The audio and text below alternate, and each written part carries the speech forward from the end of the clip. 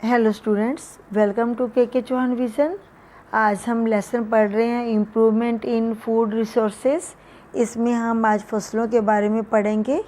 कितनी प्रकार की फसलें हम जानते हैं, तो रबी और खरीफ की फसलों के बारे में आप क्या जानते हो। तो ऋतु के आधार पर फसलों को हम दो प्रकार में बांटते हैं, एक खरीफ की फसल और एक रबी की फसल। तो खरीफ की फसल, ये फसलें गर्मियों में विशेषकर जून और जुलाई में बोई जाती हैं और अक्टूबर के पास अक्टूबर में इनको काटा जाता है। तो इन फसलों को उगाने के लिए अधिक गर्मी और अधिक पानी की आवश्यकता होती है और सर्दी के शुरू में ही इनको काट लिया जाता है। जैसे मक्का, धान, ज्वार, बाजरा, उड़द, मूंग, तिल, घिया, पेठा, टिंडा, भिंडी, ये इनको ज़्यादा गर्मी चाहिए और पानी भी ज़्यादा चाहिए। ये फसलें खरीफ की फसलें होती हैं, जून जुलाई में बोई जाती है। फिर बारिशें शुरू हो जाती है ना, फिर पानी भी ज़्यादा इनको मिलता है। और इसके अलावा फिर जब अक्टूबर नवंबर आती है तब इनको काट लिया जाता है। इसके उलट रबी की फसलें अब ये सर्दियों में बोई जाती हैं, अक्टूबर नवंबर में बोई जाती हैं। ये फसलें काटने के बाद उनको बोया जाता है और इन फसलों को उगाने के लिए कम ताप चाहिए, अधिक पानी चाहिए, ठीक है। और इन्हें गर्मी जैसी शुरू होती है तो इनको काट लिया जाता है। जैसे आपने देखा ना, कनक जो है उसको काटते हैं ना, अप्रैल जब आती है तब काट लेते। गेहूँ, जौ, मटर, चना, सरसों, गाजर, मूली, शलगम, गोभी और बरसीन, ठीक है, तो इनको तब काट लिया जाता है। इसी के साथ ही क्वेश्चन एक और लेंगे हम, पौधों की किस्मों को हम कैसे सुधारा जा सकता है। तो उचित बीजों का चुनाव करके हम पौधों की किस्मों को सुधार सकते हैं। बोने के लिए हमें ऐसे बीजों का चुनाव करना चाहिए जो अधिक उत्पादक और बीमारियों से मुक्त हो, पीड़कों से, जो परजीवी हैं उनसे भी प्रतिरोधी हो, मीन्स उन पर इनका कोई असर ना होता हो। लगातार ऐसा करने से पौधों की नस्ल सुधारी जा सकती है। दूसरा पॉइंट, अच्छी किस्म के आयातित पौधे लगाने चाहिए। जो अच्छी किस्म के पौधे होंगे उनमें ये बीमारियां नहीं होंगी, है ना। तो ये कम जो है स्थानीय किस्में जो होती है ना, कोई फसल की अब लेते हैं तो उसमें पैदावार कम होती है तो उनको सुधारा नहीं जा सकता। तो हम क्या करते हैं, दूसरे देशों से अच्छी नस्ल वाले अधिक उत्पादक पौधे मंगवा लेने चाहिए, ठीक है। जैसे चावल का मंगाया पौधा तुगचुग नेटिव 1, ये चावल की एक किस्म है। तुगचुग नेटिव 1 ये चावल की किस्म है। सोनारा 64 ये गेहूं की विदेशी एक नस्ल है जो विदेशों से मंगाई गई है।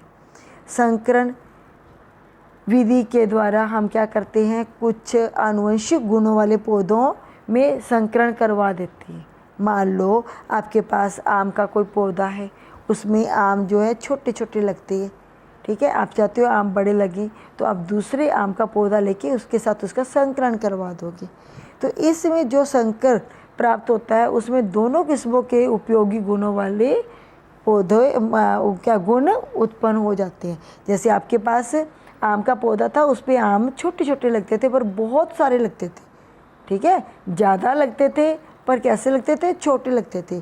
एक और आम का पौधा है, उसमें आम बड़े लगते हैं पर कम लगते हैं, ठीक है। अब इन दोनों का संकरण करा दिया। संकरण कराएंगे तो जो आम का पौधा बढ़ेगा उस पर आम ज़्यादा भी लगेंगे और बड़े भी लगेंगे, ठीक है। ऐसे तो कौन सी संकरण से विधि बनाई, कौन से फलों और सब्जियों की बहुत सारी अच्छी किस्में इसी विधि से तैयार की गई हैं। G57, G67 इसी विधि से तैयार की गई कपास की एक उन्नत किस्म है, ये आपने याद कर लेना। अच्छा, और उत्प्रेरित परिवर्तनजनी ये क्या होती है, ये वो विधि होती है जिसमें उच्च तापमान, ठीक है, कितना कैसे करना होता है, उच्च तापमान, विशेष विकिरण या फिर विशेष प्रकार के रासायनिक पदार्थों द्वारा पौधों के जीनों में ऐसे उत्प्रेरित परिवर्तन किए जाते हैं कि उत्पन्न होने वाले जीनों में हमारी इच्छा के अनुसार गुण आ जाएं। तो ये था कि हम पौधों की किस्मों को कैसे सुधार सकते हैं। इसी के साथ ही ये पॉइंट भी मैंने आज लेना है। कृषि प्रणालियों को मुख्य रूप से कितने चरणों में बांटा जाता है? आज हमारा टॉपिक कृषि पर ही था, फसलों पर था, तो ये टॉपिक इकट्ठे लिए हैं।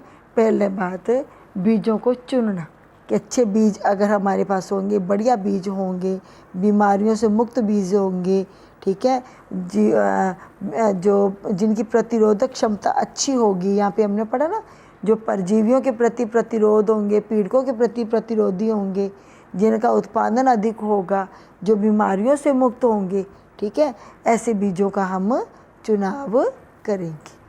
ठीक है। दूसरा, फसल की देखभाल करेंगे, ठीक है, कब उसको पानी देना है, कब खाद देनी है, ठीक है, तो ये वाली चीज़ का भी ध्यान रखेंगे। ठीक है। और खेतों में उगी फसल की सुरक्षा भी हम करेंगे। ऐसे नहीं कि फसल उग गई है और उसको कोई आके जीव खा रहा है। कटी हुई फसल, फिर फसल कट जाती है, फिर भी उसको संभाल लेंगे हम, कि ऐसे नहीं फसल को काट के हमने रख दिया, फिर तो कोई जीव उसको खा जाएगा, पानी में गीली हो जाएगी, तब भी हमें बचाना है। तो ये मेन 3 पॉइंट हमने इसमें लेने हैं। ठीक है। तो ये था हमारा आज का topic. Thanks for watching this video. Thank you.